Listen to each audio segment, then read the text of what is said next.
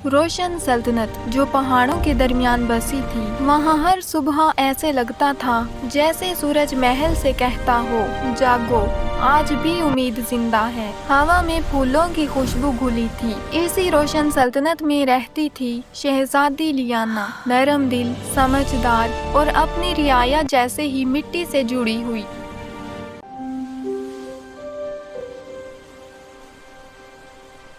लोग उसे मोहब्बत से पुकारते, हमारी सितारे जैसी रोशनी। लियाना महल की दीवारों के पीछे छुपने वाली नहीं थी। वो गांव आती, बच्चों को कहानियां सुनाती। Once upon a time, in a land filled with magic, औरतों के साथ रंगों से नक्श बनाती और बुजुर्गों के साथ बैठकर कहवा पीती।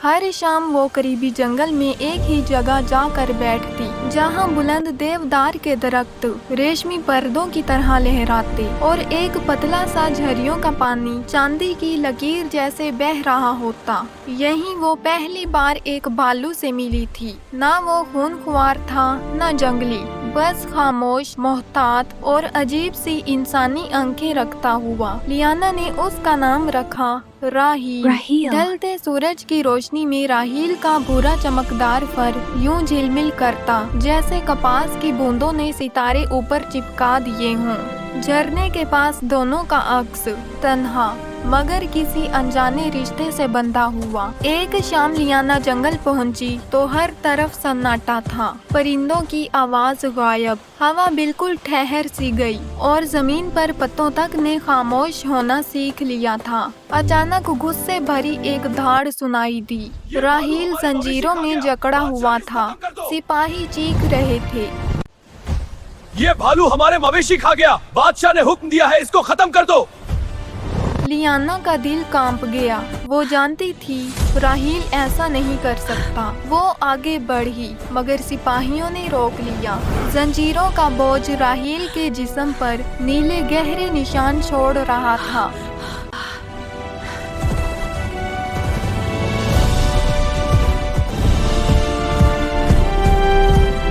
उस रात महल रोशनियों, साज और महकती हवाओं से चमक रहा था, मगर लियाना के अंदर अंधेरा उतर आया था। उसने अपना पसंदीदा नीली कांच का दुपट्टा ओढ़ना चाहा, वो भी भारी लग रहा था। खिड़की के पास बैठकर वो सिर्फ यही सोचती रही, मैं उसे बचाने से रुक क्यों गई? मैं इतनी कमजोर क्यों थी?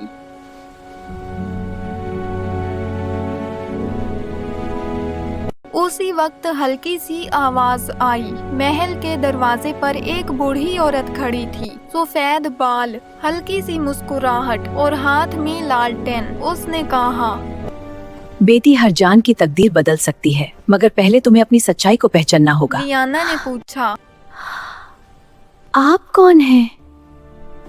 बूढ़ी औरत मुस्कुराई, मैं वो हूँ जो जंगल की सांस को सुनती हूँ। तुम्हारा राज भी सुन सकती हूँ। राहील सिर्फ भालू नहीं,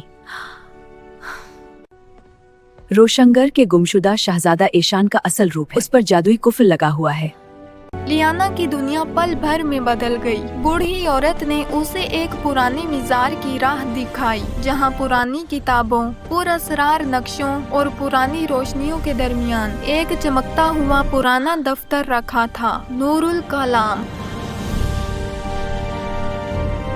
अगले कई रोज तक लियाना ने न तीर चलाया न तलवार। उसने अपने दिल को संभालना, अपने डर पर काबू पाना सीखा।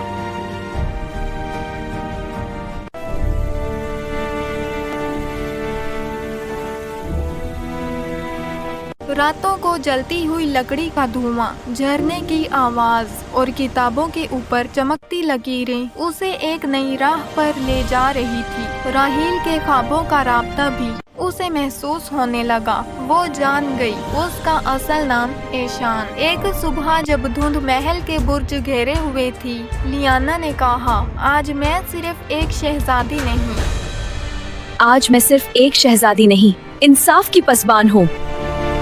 जब वो मज़ार की दहलीज से गुजरी तो उसके हाथों में हल्की नीली रोशनी उतर आई। बूढ़ी औरत ने सर हिलाकर कहा, अब तुम्हारी आवाज बंदिश तोड़ सकती है। लियाना ने राहील की कैद तक पहुंचने का फैसला किया।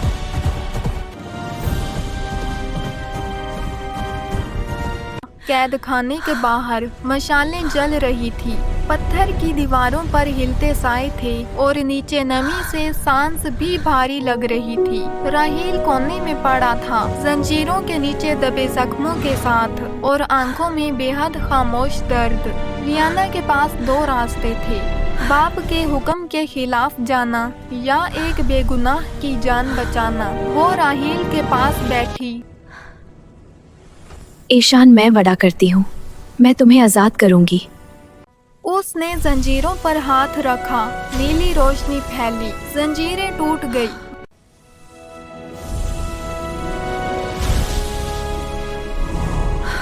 बादशाह को तख्त के खतरे का डर, लोगों के सवालों का खौफ था, मगर लियाना ने कहा, सच डरता नहीं, बचाता है। अगले दिन मेले का बड़ा मजार लगा हुआ था।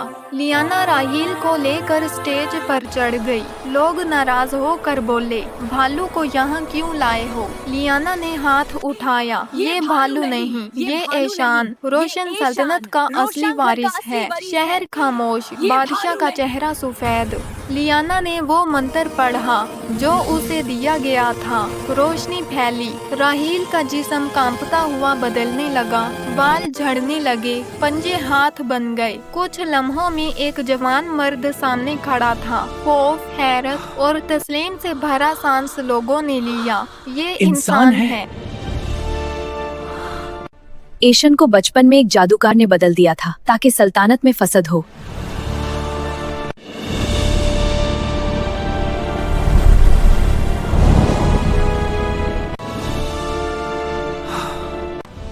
जादूगर पकड़ा गया। उसे सारी जिंदगी जंगल में जख्मी जानवरों की देखभाल की सजा मिली। अब तुम सारी जिंदगी जंगल के जख्मी जानवरों की देखभाल करोगे। सल्तनत ने इंतकाम का रास्ता नहीं चुना, बल्कि इस्लाह को चुना, और यही इंसाफ का बुलंद तरीन रूप था। कुछ रोज बाद चांदनी रात में ईशान लियाना के पास आया। तुमने मुझे मेरी रूह वापस दी। अगर तुम इजाजत दो, क्या मैं तुम्हारी जिंदगी का हमसफर बन सकता हूँ?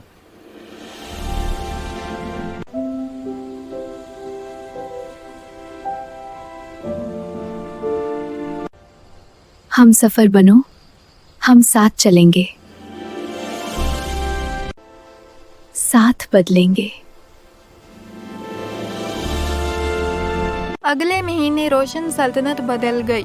ईशान ने लोगों को जंगल की हिफाजत सिखाई। लियाना ने औरतों को हुनर और तालीम सिखाई। दोनों की रहनुमाई से सल्तनत फूलने लगी। देवदार के दरख्तों में से गुजरती हवा, चिरागों की झिलमिल और लियाना और ईशान की हल्की हंसी यूं लगती जैसे जिंदगी खुद कह रही हो, हर रात एक दिन रोशनी ढूंढ ही लेता है। हर रात एक दिन रोशनी ढूंढ ही लेता है।